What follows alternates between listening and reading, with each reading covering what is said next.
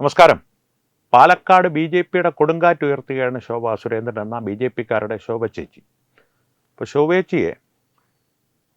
ശോഭേച്ചിയുടെ പ്രചരണത്തിൻ്റെ കാര്യത്തിൽ ബി.ജെ.പിക്കാർക്കും പാലക്കാടുകാർക്കും ഒരു സംശയവുമില്ല. പക്ഷേ LDFകാർക്കും UDFകാർക്കും നല്ല പേടി തട്ടിയിട്ടുണ്ട്. ഇങ്ങനെ പേടിക്കാതെടോ എന്നുള്ള സിനിമാ ഡയലോഗ് പറയേണ്ട ഒരവസ്ഥയിലേക്ക് കാര്യങ്ങൾ എത്തിയിട്ടുണ്ട്. LDF അവിടെ അത്ര പ്രസക്തമല്ലാത്തത് കൊണ്ട് UDF ആണ് ഈ ഭയത്തിന് പ്രതിവിധി കണ്ടെത്തുവാൻ മുന്നിട്ടിറങ്ങിയിരിക്കുന്നു. അവർ പലതരത്തിലുള്ള പ്രചരണങ്ങൾ കേരളമൊട്ടാകെ അഴിച്ചുവിടുന്നുണ്ട്. കിറ്റ് കൊടുത്തു എന്നുള്ള ആരോപണങ്ങൾ, പക്ഷേ കേസെടുക്കാൻ വകുപ്പില്ല. പോലീസ് കിറ്റ് കണ്ടെത്തിയില്ല. TN പ്രതാപൻ തൃശ്ശൂർ കിടന്ന് ഉരുണ്ട് മറിയുകയാണ്. തൃശ്ശൂർ ഏതാണ്ട് മുഴുവൻ, വടക്കുന്നാഥ ക്ഷേത്രത്തിന് ചുറ്റും മാത്രമല്ല, ഏതാണ്ട് തൃശ്ശൂർ ജില്ല മുഴുവൻ പുള്ളി ശയനപ്രദർശനം ചെയ്തു കഴിഞ്ഞു, ഉരുണ്ടും മെഴുകി.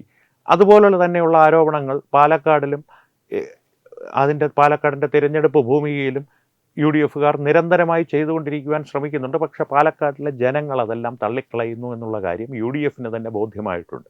അതുകൊണ്ട് അവർ അടുത്ത പടിയിലേക്ക് കടന്നിരിക്കുകയാണ് വിമർശനത്തിൻ്റെ. സാമൂഹ്യ മാധ്യമങ്ങളിലൂടെ ശോഭാ സുരേന്ദ്രനെ കേട്ടാലറയ്ക്കുന്ന ഭാഷയിൽ ആക്ഷേപിക്കുക. പക്ഷേ അവർക്ക് ആൾ മാറിപ്പോയി. ഒന്ന് BJPയുടെ ജനപ്രതിനിധിയാണ്. BJP എന്നുള്ള പാർട്ടിയെക്കുറിച്ച് കോൺഗ്രസ്സുകാർക്ക് വേണ്ടി അസഭ്യവർഷത്തിന് ഇറങ്ങിയിരിക്കുന്ന ഒരു പ്രത്യേക വിഭാഗമുണ്ട്, ഒരു ജിഹാദി മനസ്സുള്ളൊരു വിഭാഗം. അവർക്കറിയാം, പക്ഷേ കോൺഗ്രസ്സുകാർക്ക് ഇതുവരെ അറിയില്ല. പക്ഷേ ഈ ജിഹാദി മനസ്സുള്ളവർ എന്തായാലും എതിർക്കുന്നത് കൊണ്ട് അങ്ങ് എതിർക്കുക എന്നുള്ള രീതിയിൽ അസഭ്യവർഷവുമായി ഇറങ്ങിയിരിക്കുകയാണ്. പക്ഷേ ആൾ മാറിപ്പോയെന്ന് ഞാൻ പറഞ്ഞത്, BJPയുടെ ഒരു ജനപ്രതിനിധിയായി മത്സരിക്കുന്ന ഒരു വ്യക്തി, BJPയുടെ ഒരു സ്ഥാനാർത്ഥി, അതും ശോഭ ചേച്ചി എന്ന് BJPക്കാർ വിളിക്കുന്ന ശോഭാ സുരേന്ദ്രൻ. ശോഭാ സുരേന്ദ്രൻ്റെ ഒരു മനസ്ഥൈര്യമെന്ന് പറയുന്നത് അതിനെ അളക്കാൻ UDFകാർക്ക് ആയിട്ടില്ല എന്നാണ്, UDFകാർക്ക് അതിനുള്ള കഴിവില്ല എന്നാണ് BJP പ്രവർത്തകർ പറയുന്നത്.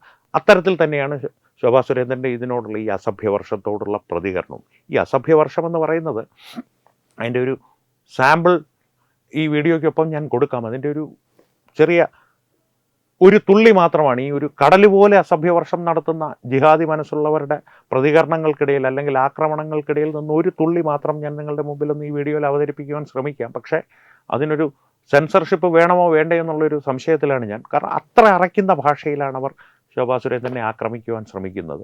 പക്ഷേ അതിനുള്ള ശോഭാ സുരേന്ദ്രൻ്റെ പ്രതികരണം പോടാ പോ എന്നുള്ള തരത്തിലാണ്. കാരണം നീയൊക്കെ എത്ര കിടന്ന് ഇത്തരത്തിൽ അസഭ്യവർഷം നടത്തി കുരച്ചാലും ഉദ്ദേശിച്ച കാര്യവുമായി രാജ്യക്ഷേമം എന്നുള്ള ഒരു വീക്ഷണത്തോടുകൂടി അല്ലെങ്കിൽ ആ ഒരു മനോഭാവത്തോടുകൂടി രാഷ്ട്രീയ ലക്ഷ്യത്തോടുകൂടി ഞാൻ മുന്നോട്ട് പോകും എന്ന പരസ്യ പ്രഖ്യാപനവുമായി പാലക്കാട് തിരഞ്ഞെടുപ്പ് പ്രചരണത്തിൽ ഒരു ഇഞ്ച് പോലും കുറവ് വരുത്താതെ, ഒരു തുള്ളിയുടെ പോലും കുറവ് വരുത്താതെ മുന്നോട്ട് പോവുകയാണ്. ഒരു എന്താ പറയുക, നഖക്കണ്ണ് എന്ന് തമിഴിൽ പറയും, നഖക്കണ്ണിന് പോലും കുറവ് വരുത്താതെ മുന്നോട്ട് പോവുകയാണ് ശോഭാ സുരേന്ദ്രൻ. കുറവ് വരുത്തിയില്ല എന്ന് മാത്രമല്ല, അനുദിനം പ്രചരണത്തിൻ്റെ ചൂട് വർദ്ധിപ്പിച്ച് UDF ക്യാമ്പിലുള്ള ആശങ്കകൾ വർദ്ധിപ്പിക്കുകയാണ് ശോഭാ സുരേന്ദ്രൻ. അതിൻ്റെ തെളിവാണ് ഓരോ ദിവസവും അവർക്ക് നേരെ ഉണ്ടാകുന്ന ഈ അസഭ്യവർഷത്തിൻ്റെ തോതിലുള്ള അളവിലുള്ള വർധന. പക്ഷേ ഞാൻ ആദ്യമേ പറഞ്ഞതുപോലെ അവർക്ക് ആൾ മാറിപ്പോയി എന്നുള്ളതാണ് വാസ്തവം. ഈ അസഭ്യവർഷങ്ങളെല്ലാം അവർ നടത്തുമ്പോൾ ശോഭാ സുരേന്ദ്രന് കൂടുതൽ ഊർജം ലഭിക്കുകയുള്ളൂ. കാരണം അവരുടെ നേതാവ്, ഒന്ന് ശോഭാ സുരേന്ദ്രൻ്റെ ഒരു രാഷ്ട്രീയ പ്രവർത്തന പരിചയം, അവരുടെ ഒരു മനസ്ഥൈര്യം. രണ്ട്, അവരുടെ നേതാവ് ആരാണ് എന്നുകൂടി ഒന്ന് ചിന്തിക്കണം. എനിക്ക് നേരെ വരുന്ന അസഭ്യവർഷങ്ങളാണ് എൻ്റെ ബൂസ്റ്റ്, എൻ്റെ എനർജി.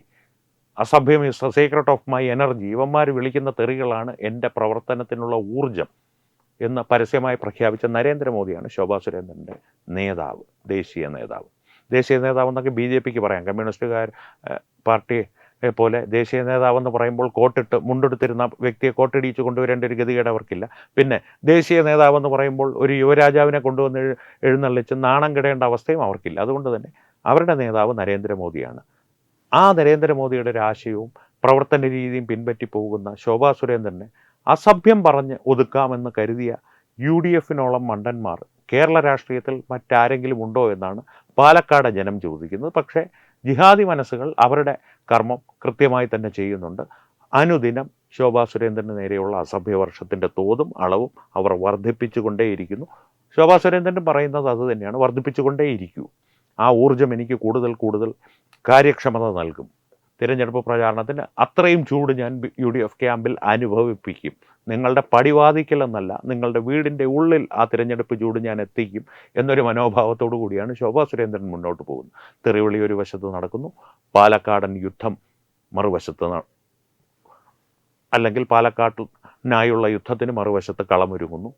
BJPയുടെ കൊടുങ്കാറ്റ് പാലക്കാട് ശോഭാ സുരേന്ദ്രൻ ഉയർത്തുന്നു. ഇതാണ് ഇപ്പോഴത്തെ ഒരു പാലക്കാടൻ ചിത്രം. നിങ്ങളുടെ മുമ്പിൽ ഈ ഒരു കാര്യമൊന്ന് പങ്കുവെക്കണമെന്ന് തോന്നി. ശോഭാ സുരേന്ദ്രൻ്റെ ഫേസ്ബുക്ക് പേജിൽ തന്നെ ഈ ഒരു വിവരം അവർ പങ്കുവച്ചിട്ടുണ്ട്. അതും കാണുക.